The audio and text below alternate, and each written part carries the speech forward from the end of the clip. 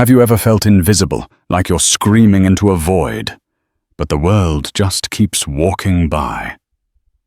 For Grace Holloway, a 24-year-old waitress in Queens, that was every single day. She served coffee with a weary smile, her dreams of music buried under a mountain of medical bills and broken promises. But one cold Tuesday night, in the echoing filth of a back alley, she sang a song meant only for the rats and the garbage cans. She didn't know that 60 feet away, sitting in the back of a blacked-out Rolls-Royce, was Arthur Vance, the reclusive billionaire, the legendary founder of Vanguard Records. He wasn't supposed to be there, and he wasn't just listening.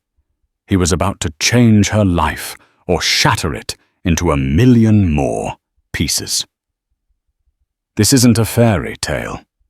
This is a story about what happens when a hidden voice is heard by the one man who could make it immortal. The Silver Spoon Diner on Astoria Boulevard wasn't a place for dreams. It was where dreams came to die. It smelled perpetually of burnt coffee, stale grease, and the faint, sweet scent of bleach fighting a losing battle against decades of grime. For Grace Holloway, it was both her prison and her sanctuary. The 8-hour shifts blurred into a monotonous cycle of refilling ketchup bottles, wiping down sticky vinyl booths, and forcing a smile for customers who looked right through her. Tonight was worse than usual. A raw, biting wind whipped down the street, rattling the diner's large plate glass window.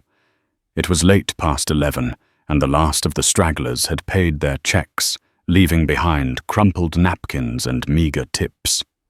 Grace worked with an automatic, bone-deep weariness, her movements efficient and practiced. She stacked the heavy ceramic plates, the clatter a familiar rhythm to her exhaustion. Her mind wasn't on the dirty dishes. It was on the eviction notice tucked inside her worn-out purse and the ever-growing stack of her mother's medical bills on the kitchen table of their tiny apartment. Her mother, Mary, was her world. A woman who had once been vibrant and full of life was now confined mostly to her bed, her body weakened by a chronic respiratory illness that the doctors had given a long, complicated name, but no simple cure. The cost of her medication was a relentless beast devouring every dollar Grace earned, and then some. The dream of music, of singing on a stage with a guitar in her hands, felt like a memory from someone else's life. It was a luxury she couldn't afford. Brenda, the other waitress on the night shift, was already by the lockers, applying a fresh, garish layer of red lipstick. "Hurry it up, Gracie," she drawled, not looking up from her compact mirror. "Some of us have a life to get to." Grace just nodded, not having the energy for a retort. Brenda's idea of a life was hitting the dive bars, flirting with men who would forget her name by morning. Grace's was a bus ride home to check her mother's breathing and count the change in the tip jar, praying it would be enough. Finally, the last table was wiped. The salt and pepper shakers were married, and the floor was swept. Grace grabbed her thin coat, the zipper perpetually stuck halfway up. She bypassed the front door, heading for the rear exit that opened into the narrow, shadowed alley. It was her ritual, her one moment of pure, unadulterated release before heading back into the suffocating reality of her life. The alley stank of stale beer and overflowing dumpsters. A single flickering bulb above the door cast long, distorted shadows. Leaning against the cold, rough brick wall, Grace closed her eyes. The sounds of the city, the distant wail of a siren. The rumble of the elevated train faded into a low hum. She took a deep breath of the frigid air, and then she began to sing. It wasn't a song anyone would know. It was hers. A melody born of heartache and frustration with lyrics that were a raw, uncensored diary of her struggles. Her voice, husky from fatigue, rose into the night air. It was a voice that held the grit of the city streets and the purity of a forgotten hymn. It was soulful aching and utterly captivating. It spoke of cracked pavements and broken promises of wanting to fly with feet encased in concrete. Broken glass on the pavement looks like scattered stars tonight. Another shift is over, lost another losing fight, and I sing this concrete lullaby to a city that's asleep, hoping that a single echo is a promise I can keep. She sang for her mother. She sang for her father, a musician who had passed away when she was 16, leaving behind only a beat-up acoustic guitar and a legacy of unfulfilled potential. She sang for herself, for the girl who used to believe her voice could change the world. In the alley, she wasn't just a waitress. She was a storyteller, a poet, a force of nature. She didn't hear the whisper-quiet engine of the Rolls-Royce Phantom, parked at the mouth of the alley, its tinted windows making it almost invisible in the gloom. Inside, Arthur Vance sat motionless. He was 72 years old, a titan of the music industry who had built Vanguard Records from a backroom operation into a global powerhouse. He had discovered legends, created icons, and shaped the soundtrack of generations. Now he was semi-retired, utterly bored and disgusted with the sterile, auto-tuned landscape of modern music. He had seen and heard it all, and nothing moved him anymore. His driver, a stoic man named Peterson, had taken a wrong turn trying to bypass a traffic snarl on the Grand Central Parkway. Arthur had been about to reprimand him when the voice had drifted into the car's silent leather and wood interior. He had held up a hand, his ear cocked. "What is that?" He had rasped his own voice, gravelly. Peterson, a man of few words, simply pointed towards the alley. "Sounds like someone singing, sir." Arthur leaned forward. He couldn't see the singer, only the grimy brick walls and the dumpsters. But the voice, my God, the voice. It was raw. It was real. It was everything he thought had vanished from the world. It was pain and beauty woven together into a sound that bypassed the ears and went straight for the soul. It was the sound of truth. He had spent 50 years searching for that sound, and here it was in a filthy alley in Queens. He listened until the last note faded, leaving an aching silence in its wake. He saw a slim figure pull her coat tighter and hurry out of the alley, disappearing down the street. He didn't see her face, but the sound of her voice was seared into his memory. He sat back against the plush leather, his heart pounding with a forgotten excitement. The ennui that had clouded his life for years was gone, burned away by that one impossible song. He felt the old hunger, the thrill of discovery. He picked up the secure satellite phone he used for all important business. He didn't call his office. He called the head of his A&R department, Marcus Thorne, at home. Marcus answered on the second ring, his voice thick with sleep. "Arthur, is everything all right?" "Everything," Arthur said, his voice electric, "is magnificent. I don't have a name. I don't have a face. All I have is a location. The Silver Spoon Diner on Astoria Boulevard. There's a waitress there. She sings like a fallen angel. I want you to assemble the best mobile recording unit we have. Mics, soundboard, and engineer the works. Get them there tomorrow morning. Don't take no for an answer. I want that voice." He hung up, leaving a stunned Marcus Thorne on the other end of the line. Arthur Vance looked out the window at the grimy streetscape of Queens. For the first time in a decade, he smiled. The hunt was on. The morning after was just another Tuesday. The alarm clock shrieked at 600 a.m., and Grace swatted it into silence with a groan. Her body ached a deep, pervasive soreness from being on her feet all night. She checked on her mother, who was sleeping soundly, her breathing shallow but steady. Grace made them both a simple breakfast of toast and tea, wrote a note reminding her mother about her midday medication, and slipped out of the apartment, her mind already on the impending double shift. She arrived at the diner to the familiar morning chaos. The smell of frying bacon hung heavy in the air, and the regular breakfast crowd was already occupying their usual booths. She tied on her apron, the strings frayed and stained, and got to work. The hours crawled by, coffee eggs over easy side of rye. More coffee. The memory of her song in the alley felt distant, a fleeting moment of catharsis that had been swallowed whole by the relentless demands of the day. Around 10:30 a.m., during a rare lull, a van pulled up outside. It was a sleek black Mercedes-Benz Sprinter, the kind you'd see used by news crews or production companies, utterly out of place in front of the Silver Spoon.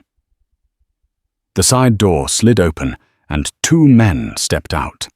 They were dressed in expensive minimalist clothing, dark jeans, tailored jackets, boots that probably cost more than Grace's monthly rent. They entered the diner, their eyes scanning the room. One was older, with sharp, intelligent eyes and silvering hair at his temples. The other was younger, carrying a heavy-duty Pelican case. They moved with an aura of purpose and money that made the entire diner fall quiet. Every regular turned to stare. Brenda, who was wiping down the counter, immediately straightened her posture, a predatory gleam in her eyes. The older man approached the counter, his gaze sweeping over Brenda before landing on Grace, who was refilling a sugar dispenser. "Excuse me," he said, his voice calm and professional. "I'm looking for a young woman who works here. A singer." Brenda's smile was instantaneous and dazzling. She leaned forward, resting her elbows on the counter. "Well, you've found her," she cooed. "Music's my real passion. Brenda Kowalski, a pleasure to meet you." The man, Marcus Thorne, gave her a polite but dismissive smile. His eyes remained fixed on Grace. "Actually, I was told she was working the late shift last night." Brenda's smile faltered for a fraction of a second. "Oh well, we both were. Grace and I." She gestured towards Grace with a flick of her head. "But I'm the one who's always singing." Grace looked up, confused. "I'm sorry. Can I help you?" Marcus stepped closer, ignoring Brenda completely. "My name is Marcus Thorne. I'm the head of artists and repertoire for Vanguard Records." The name hit Grace like a physical blow. Vanguard Records. It was the stuff of legend. Her father had worshipped the artists on that label. He had a small, cherished collection of their vinyl records, which now sat in a dusty box in her closet. The idea that someone from Vanguard was standing in this greasy spoon diner talking to her was so absurd it felt like a hallucination brought on by lack of sleep. "Vanguard," she stammered. I don't understand." "Our founder, Mr. Arthur Vance, happened to be in the area last night," Marcus explained patiently. "He heard you singing, after your shift, in the alley." The color drained from Grace's face. The alley. That was her private space, her secret. The thought of someone, a stranger, listening to her rawest, most personal feelings made her feel violated. A hot flush of shame and anger crept up her neck. "He was incredibly moved." Marcus continued, his voice softening slightly as he saw her reaction. "He sent us here. We have a mobile recording unit in the van. We'd like to get a professional recording of your voice. Just a simple demo. Whatever you want to sing." The entire diner was now shamelessly eavesdropping. Brenda's jaw was tight, her eyes darting between Marcus and Grace with a venomous envy. This was the moment. The impossible lottery ticket fairy tale moment that people like her only read about. A legendary record label, a billionaire founder, a recording team sent just for her. And Grace's immediate gut-level reaction was pure terror. This had to be a joke. A cruel, elaborate prank. Maybe one of Brenda's loser boyfriends put them up to it. Or maybe it was something worse, a scam to get her into a van, and she couldn't even finish the thought. Life had taught her that when things seemed too good to be true, they were a lie designed to hurt you more than the everyday misery. Good things didn't happen to Grace Holloway. No, she said, the word coming out sharper than she intended. Marcus blinked, taken aback. I'm sorry. No, thank you, she said, her voice trembling slightly. She wrapped her arms around herself. I'm not interested. You have the wrong person. I'm a waitress, not a singer. Now, if you'll excuse me, I have tables waiting. She turned on her heel and walked away, her heart hammering against her ribs. She could feel every eye in the diner on her back.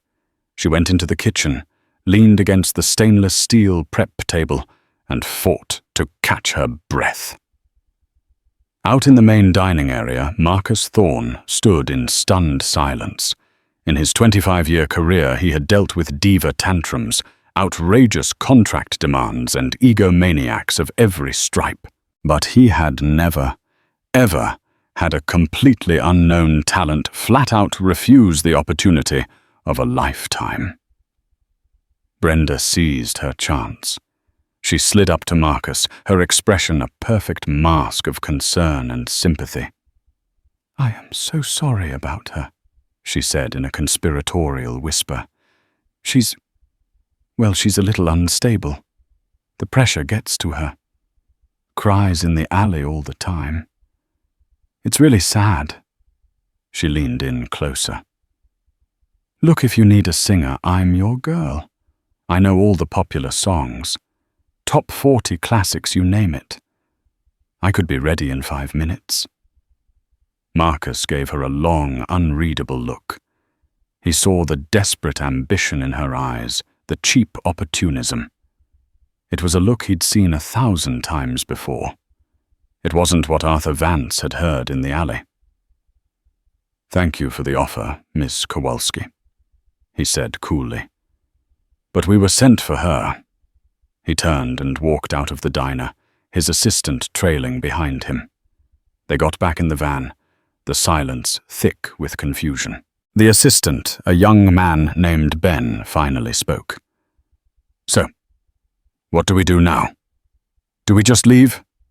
Marcus pulled out his phone to call Arthur. This was not going to be a pleasant conversation. You don't say no to Arthur Vance, he muttered to himself. Nobody says no. In his penthouse overlooking Central Park, Arthur Vance listened to Marcus's report, a deep frown creasing his brow. Rejection. It was a novel and infuriating experience, but it was also intriguing. The girl had spirit. She wasn't falling at their feet. She had pride. She was protecting something. She said no. Arthur repeated, a dangerous quiet in his voice. Flat out refused, Arthur, Marcus said. Claimed we had the wrong person. Seemed terrified, honestly. Her co-worker, a real piece of work, tried to take her spot. Arthur was silent for a long moment, staring out at the panoramic view of the city. He wasn't angry anymore. He was fascinated. This girl wasn't just a voice. She was a puzzle, and Arthur Vance loved a puzzle. Don't pack up the van, he commanded. Stay in the area, and Marcus, get me a name. Everything you can find out about Grace Holloway. I have a feeling I'm going to have to handle this myself. He hung up the phone. The game had just become a lot more interesting. He wasn't just chasing a voice anymore. He was chasing a ghost. Brenda Kowalski was not one to let an opportunity slide by. The image of the sleek black van and the man from Vanguard Records was burned into her mind. While Grace was hiding in the kitchen, trembling like a frightened mouse, Brenda was plotting. She had seen the business card Marcus Thorne had left on the counter, almost as an afterthought. Marcus Thorne, head of A&R Vanguard Records, with a phone number and an email address. It was a golden ticket, and Grace had just thrown it in the trash. That afternoon, during her break, Brenda sat in her beat-up Ford Escort, the engine sputtering, and composed an email. She poured all of her cunning into it, crafting a narrative of a shy, misunderstood artist herself being overshadowed by her troubled colleague. Subject: The singer from the Silver Spoon Diner.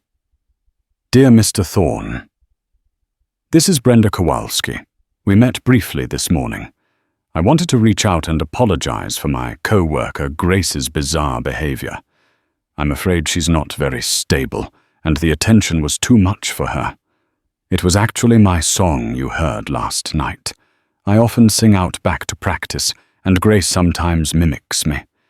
It's a bit strange, I know. I would be honored to have the chance to sing for you properly. I believe I have the voice and the ambition that Vanguard Records looks for. Please don't let Grace's strange episode deter you from the talent at the Silver Spoon. Sincerely, Brenda Kowalski. She hit send, a smug smile on her face. It was a long shot, but it was better than nothing. She was the one who deserved a break, not some mousy girl who didn't even have the guts to seize it. Meanwhile, Grace finished her double shift in a haze of anxiety. Every time the diner door opened, she expected to see Marcus Thorne again. The encounter had shaken her to her core. The idea of her private grief being overheard and judged as a potential product was horrifying. It felt like they wanted to mine her pain for profit. When she finally got home, her mother was awake watching a game show on the small television in the living room. Mary Holloway looked at her daughter's pale, drawn face with concern. "Rough day, sweetheart?" Mary asked, her voice raspy. "You could say that," Grace said, slumping onto the sofa. She didn't know how to explain what had happened. It sounded too insane. But the secret was too heavy to carry alone. Hesitantly, she told her mother about the men from Vanguard Records. She expected her mother to be excited, or at least curious. Instead, Mary's face grew tight with an emotion Grace couldn't quite decipher. It looked like fear. "You did the right thing turning them down," Mary said, her voice firm. Grace was stunned. "You think so?" "It's Vanguard Records, Mom." "I know what it is," Mary said sharply. "It's a world that chews people up and spits them out. It's a world of sharks and liars. Your father, he chased that life. He poured his whole soul into his music. And what did it get him? A box of rejection letters and a broken heart. It destroyed him, Gracie. I won't watch it destroy you too." Her mother's words were like a douse of cold water, extinguishing the tiny, traitorous spark of what if that had begun to flicker within her. Her mother was right. The music industry had broken her father. Why would it be any different for her? The no she had given Marcus Thorne now felt less like an act of fear and more like an act of self-preservation. 2 days later, Arthur Vance had a full dossier on his desk. Grace Holloway, age 24, Mother Mary Holloway, chronic respiratory condition. Father Daniel Holloway, deceased former amateur musician. No criminal record. No social media presence. Employed at Silver Spoon Diner for 6 years. It was the profile of a ghost, a young woman living completely off the grid in the modern world. He also had Brenda's email, which Marcus had forwarded with a note of disgust. Arthur read it and snorted. It reeked of transparent desperation. It was the kind of petty treachery he'd seen 1,000,000 times. It didn't fool him for a second, but it did confirm one thing: the girl, Grace, was isolated. Her own co-worker was trying to sabotage her. He knew then that sending a corporate team had been the wrong approach. This required a personal touch. That evening, he did something he hadn't done in 20 years. He drove himself, not in the Rolls-Royce, but in a modest, dark grey sedan from his security pool. He wore a simple cashmere sweater and slacks, looking more like a kindly grandfather than a billionaire mogul. He parked a block away from the diner and walked. He entered just as the dinner rush was winding down. The place was half empty. He saw Grace clearing a table, her movements weary. He saw Brenda leaning against the counter, scrolling through her phone, a sour look on her face. Arthur took a seat in a booth in the back corner, the one with the torn vinyl seat. When Grace approached, notepad in hand, she didn't recognize him. "What can I get for you?" she asked, her voice tired. "Just a coffee, please," Arthur said gently. She nodded and turned to get it. When she came back and set the mug down, he spoke again. "It was you in the alley, wasn't it?" Grace froze, the coffee pot still in her hand. She looked at him, really looked at him this time. She didn't know who he was, but his eyes were kind, and they held a weight of knowledge that unnerved her. I don't know what you're talking about," she whispered, her gaze darting around the diner. "My name is Arthur Vance," he said quietly so only she could hear. "I'm the man who sent my people here the other day. I apologize if they frightened you. That wasn't my intention." Grace stared at him speechless. Arthur Vance? The Arthur Vance? Here, in her diner, sitting in a sticky booth. "Why?" she finally managed to ask. "Why are you here?" "Because," he said, leaning forward slightly, "in 50 years in the music business, I have heard thousands of voices. Polished voices. Powerful voices, pretty voices. But I have not heard a voice like yours. Not since the very beginning. Your voice has something that cannot be taught or manufactured. It has truth." He paused, letting his words sink in. "I understand you said no, and I respect that. But I had to come and ask you why face to face." Tears pricked at Grace's eyes. She didn't know what to say. The justifications she had built up with her mother's help suddenly felt flimsy in the face of this man's quiet sincerity. "That world, it's not for me," she said, her voice thick with emotion. "It destroyed my father." Arthur's expression softened with understanding. "Daniel Holloway," he said, not as a question, but as a statement. Grace's head snapped up. "How did you know his name?" "I had my people do some research," he admitted without shame. "Your last name sounded familiar. He sent a demo tape to Vanguard back in 1998. I never heard it personally. We got thousands of tapes a week back then. It would have been reviewed by a junior screener. But I know the name." The fact that this man, this legend, knew her father's name, that her father's failed dream had crossed his desk in some small way, cracked open something deep inside her. "He tried so hard," she whispered, "and it broke him. The industry can be cruel." Arthur agreed, his gaze unwavering. "But it can also be a miracle. It can take a voice from a back alley and share it with the world. It can lift a family out of hardship. It can give a person's pain a purpose." He looked directly into her eyes. Your father's story doesn't have to be your story, Grace.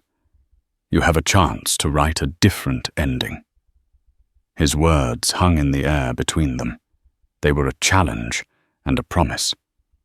For the first time, Grace felt a flicker of something she hadn't felt in years, a dangerous, terrifying, and exhilarating sliver of hope. Arthur Vance's visit left Grace in a state of turmoil. His words echoed in her head long after he'd paid for his coffee with $100 bill and told her to keep the change. Your father's story doesn't have to be your story. It was a simple sentence, yet it had managed to wedge itself into the foundations of her fear, creating cracks of doubt. That night, sleep was impossible. Her mother's warnings warred with the memory of the sincerity in Arthur's eyes. Was her fear truly her own, or was it an inheritance, a second-hand ghost she had allowed to haunt her, driven by an impulse she didn't fully understand? She got out of bed and went to the hall closet. On the top shelf behind a stack of old blankets was a cardboard box sealed with yellowed tape. The label written in her father's familiar scrawl simply said music. She hadn't opened it in years. It was a shrine to his failure, a place where she had put his memory to rest, to avoid the pain. Now her fingers trembled as she pulled it down. Sitting on the floor of the dimly lit living room, she sliced the tape with a kitchen knife and lifted the lid. The contents were a time capsule of a dreamer's life. Stacks of sheet music covered in his frantic pencil markings. A half-dozen spiral notebooks filled with lyrics, some crossed out, some circled, some stained with what looked like coffee rings or maybe tears. There were coiled guitar strings, a worn leather strap, and a handful of guitar picks, and at the bottom there was a stack of manila envelopes, rejection letters. She pulled them out one by one, polite formulaic dismissals from a dozen different record labels. Thank you for your submission, but it is not what we are looking for at this time. Due to the high volume of material we receive, we wish you the best in your future endeavors. Each one was a paper tombstone for a piece of his soul, and then she saw it. An envelope with a familiar, elegant logo in the corner, a stylized V with a musical note intertwined. Vanguard Records, dated October 1998. Her hands shook as she unfolded the single sheet of paper inside. It was the coldest, most clinical rejection of them all. A simple form letter with a box checked next to "does not meet our current needs." No signature, no personal touch, just a corporate stamp. Seeing it holding the physical proof of his rejection from the very company that was now pursuing her should have validated all her fears. It should have been the final nail in the coffin of Arthur Vance's offer. But instead, a strange and unfamiliar feeling began to smolder in her chest. It wasn't fear, it was anger, a quiet, burning anger on her father's behalf. He had poured his heart onto a cassette tape, sent it off with all his hope, and received this sterile, heartless form letter in return. He had been dismissed without a second thought by some low-level employee. Arthur Vance himself had said he never even heard the tape. Her father had never even gotten a fair shot.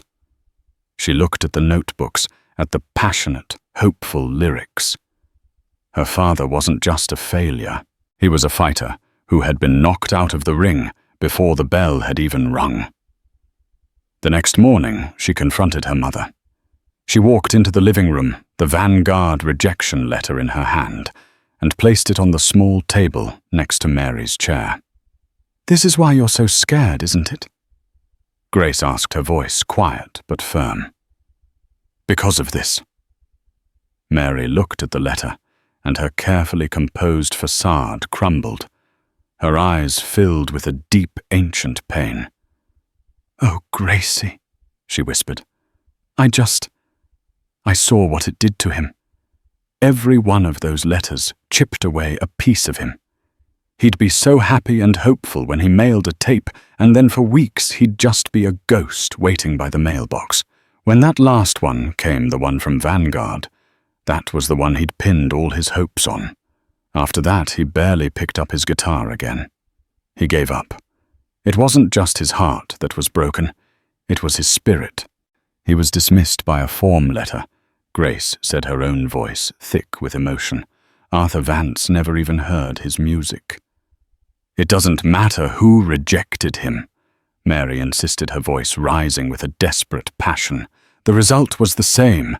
He was a brilliant, beautiful man, and that industry bled him dry of his light. I am not going to stand by and watch the same thing happen to my daughter. I will not let you be their next victim. And that was when Grace understood. Her mother wasn't trying to hold her back out of spite or jealousy.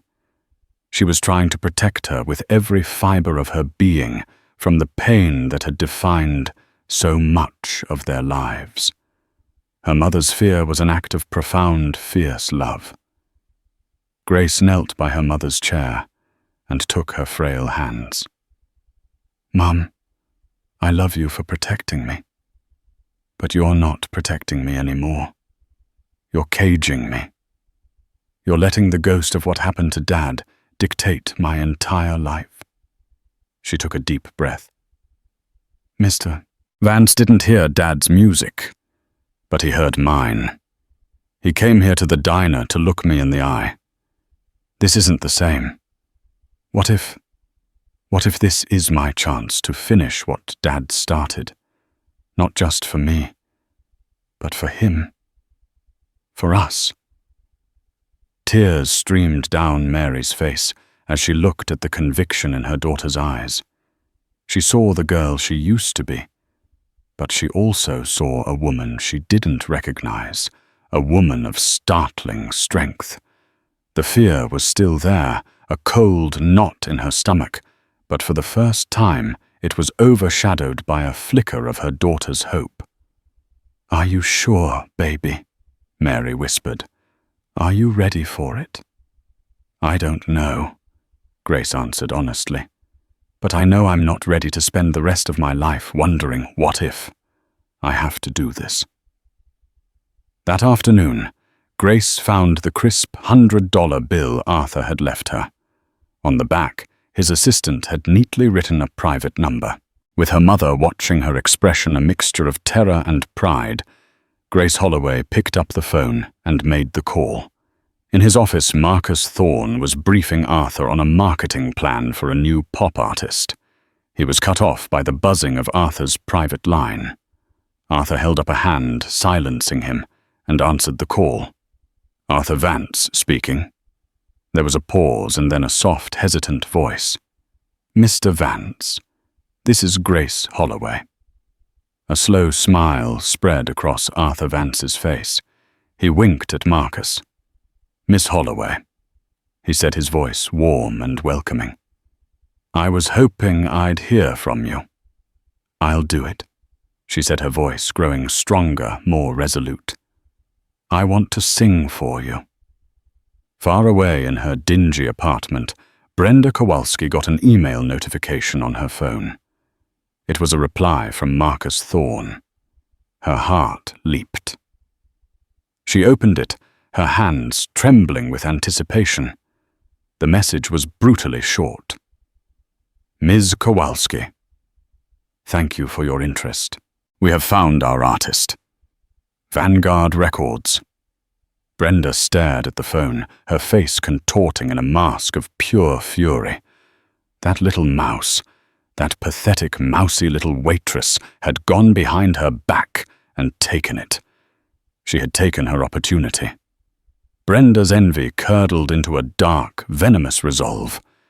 If she couldn't have the spotlight, she would make damn sure she smashed the bulb before Grace ever got to stand under it. Vanguard Records' flagship recording facility, the Sanctuary, was a place of mythic status in the music world. Tucked away in a nondescript building in Chelsea, its walls had absorbed the sound waves of rock gods, soul queens and folk heroes for half a century. For Grace, stepping through its sound-proofed doors was like entering another dimension. The air was cool and still smelling faintly of old electronics and creative energy. The polished wood floors and platinum records lining the hallways were a world away from the cracked linoleum of the Silver Spoon. Arthur and Marcus met her at the door. Arthur, seeing the look of awe and terror on her face, gave her a reassuring smile. "It's just a room with microphones, Grace. Don't let it intimidate you. The magic doesn't happen in the equipment. It happens in here," he said, tapping his chest gently. They led her into Studio A. It was a cavernous space with a high ceiling and walls of angled wood and fabric panels. In the center stood a single vintage Neumann U47 microphone, an icon in itself. Behind a vast pane of glass was the control room, a dizzying array of lights, faders, and screens presided over by a legendary sound engineer named Rick. A man with a zen-like calm and a portfolio of Grammy Awards. "No pressure," Marcus said, trying to be encouraging, but it had the opposite effect. Grace felt small and fraudulent. She was a waitress. What was she doing here?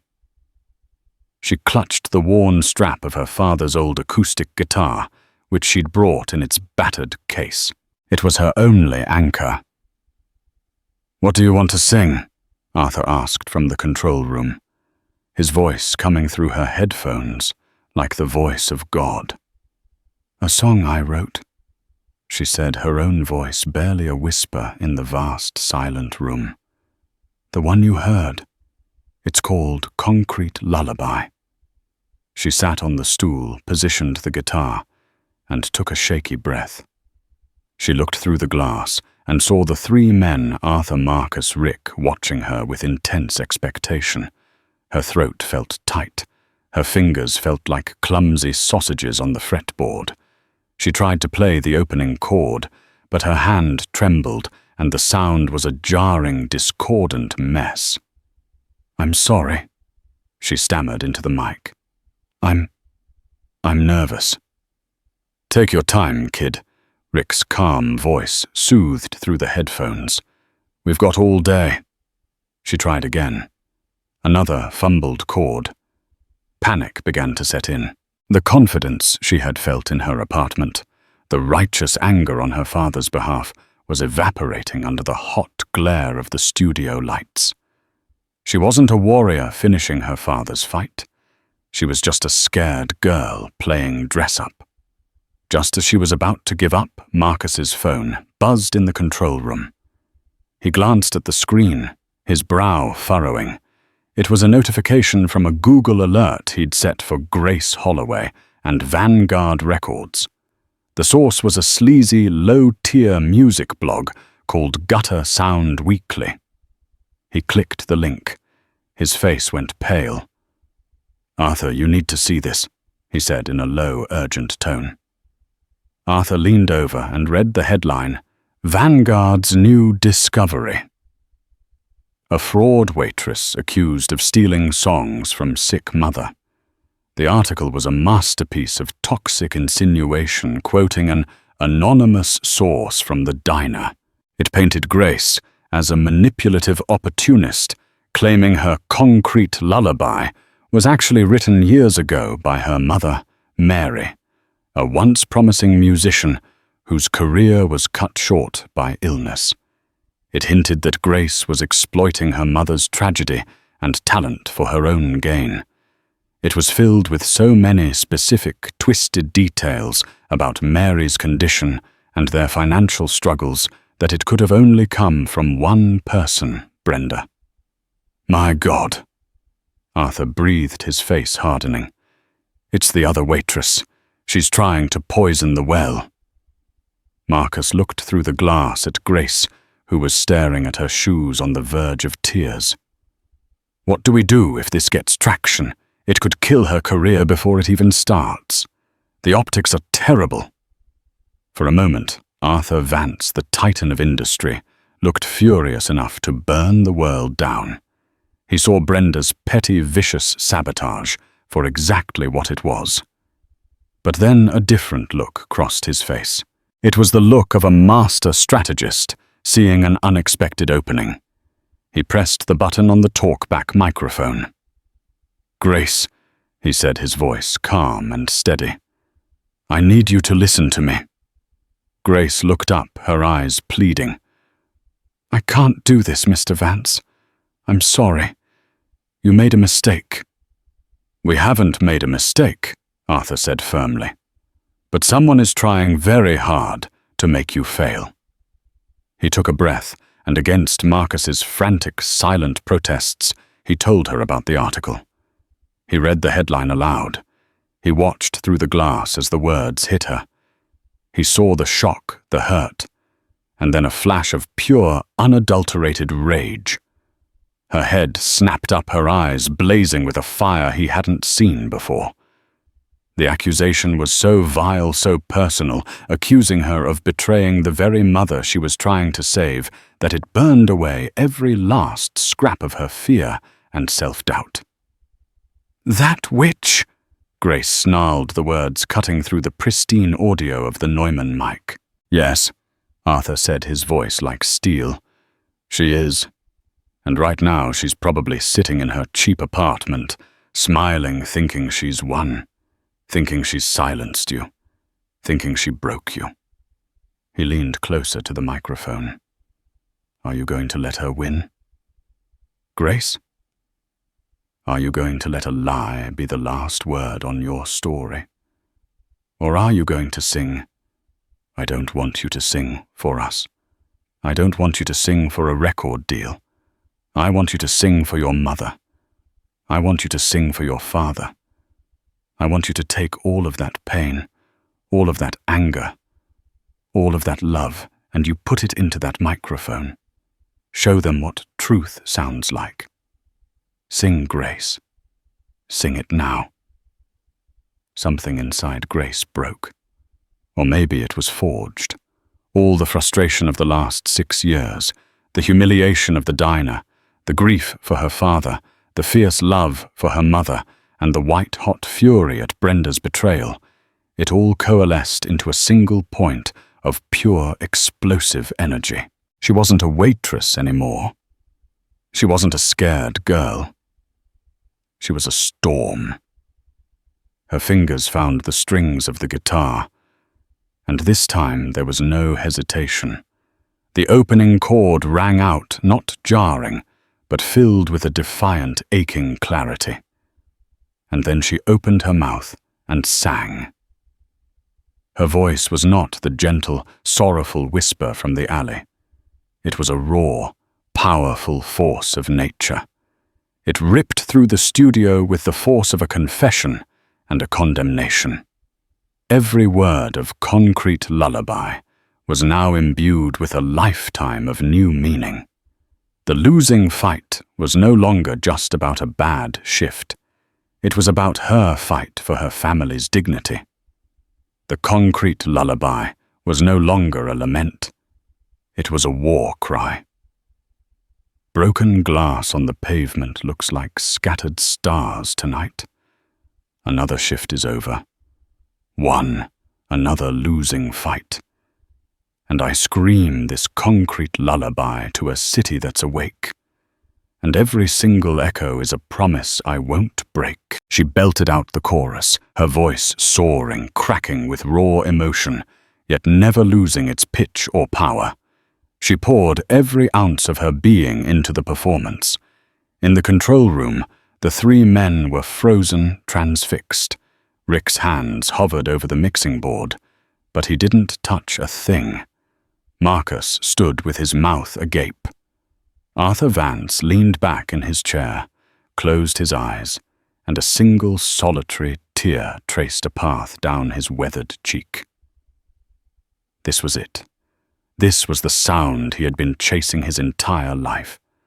The sound of a human soul stripped bare and set ablaze. When the final chord faded into a ringing silence, Grace was panting because, streaming down her face, her knuckles white where she gripped the guitar. For a long moment, there was no sound from the control room. Then Arthur's voice, thick with emotion, came through her headphones. "Rick," he said, "don't you dare touch a single thing on that take. That was the one." The last echo of the guitar faded, leaving a sacred silence in Studio A. Grace sat on the stool, her entire body trembling with the adrenaline and emotion she had just unleashed. She felt hollowed out, raw, but also strangely powerfully calm. The storm inside her had passed, leaving behind a clean, quiet shore. The door from the control room opened, and Arthur Vance walked in, followed by Marcus. Arthur didn't say a word at first.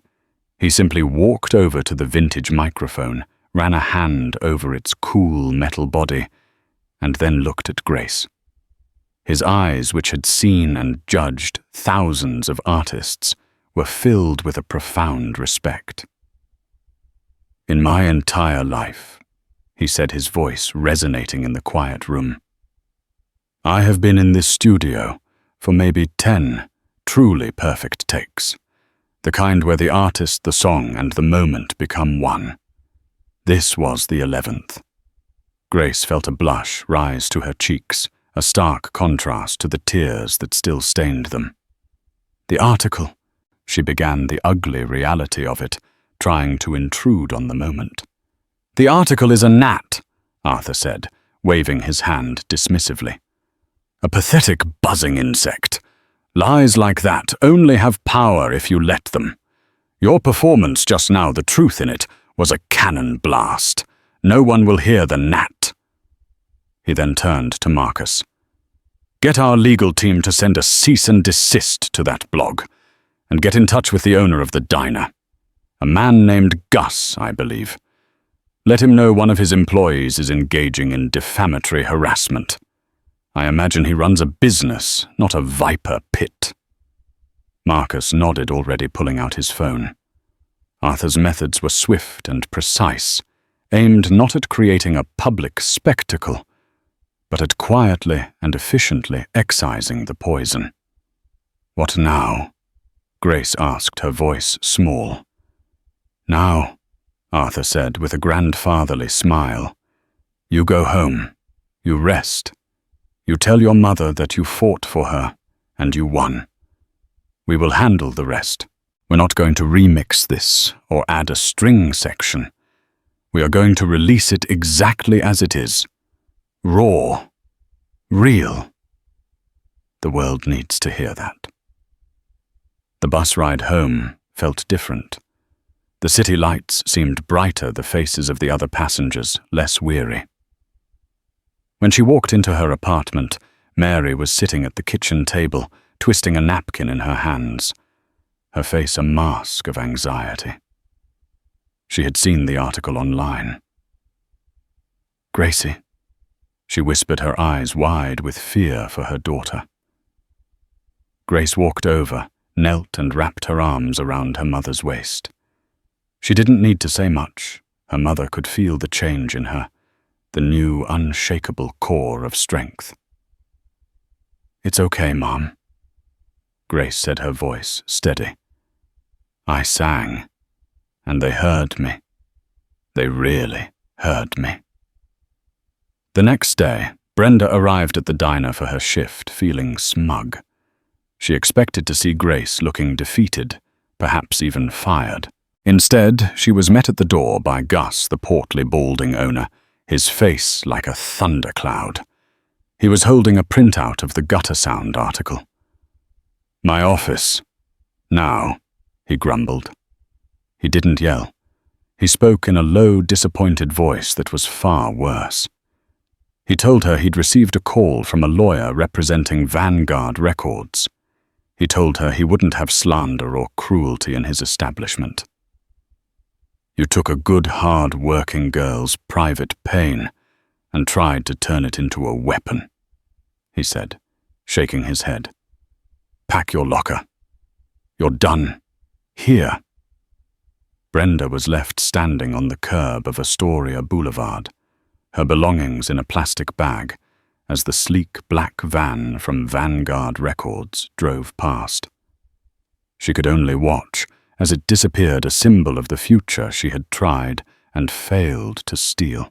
The recording from that day, Concrete Lullaby, the Sanctuary Session, was released 3 weeks later without any fanfare or promotion. Arthur Vance simply gave it to a handful of influential radio programmers and music critics with the message, "Just listen," and they did.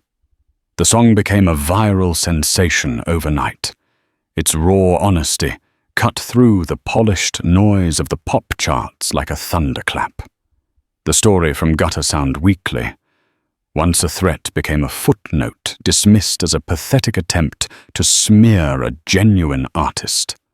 Brenda Kowalski was fired from the diner for harassment and faded into the obscurity she so richly deserved, a bitter whisper in a story that was now an anthem of hope. Grace Holloway's life was transformed. The song's success cleared her mother's medical debts and allowed her to get the best care available. It bought them a small, comfortable house with a garden.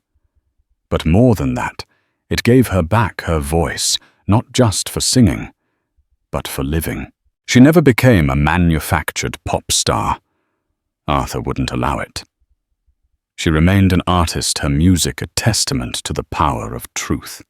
She would often end her sold-out concerts at venues like New York's Beacon Theatre by telling the story of a cold night in an alley, a story that proved that sometimes, in the most unlikely of places, a single voice heard by a single person at just the right time can be enough to change the world. If this story of Grace's incredible journey touched your heart, please hit that like button. It helps us share these powerful stories with more people. We believe that everyone has a hidden talent, a secret song inside them, just waiting for the right person to hear it. Share this video with someone who might need a reminder that it's never too late to be heard, and that hope can be found in the most unexpected moments. And of course, don't forget to subscribe to our channel and ring that notification bell. We have so many more real-life stories to share that prove that a single act of kindness and belief can truly create miracles. Thank you for listening.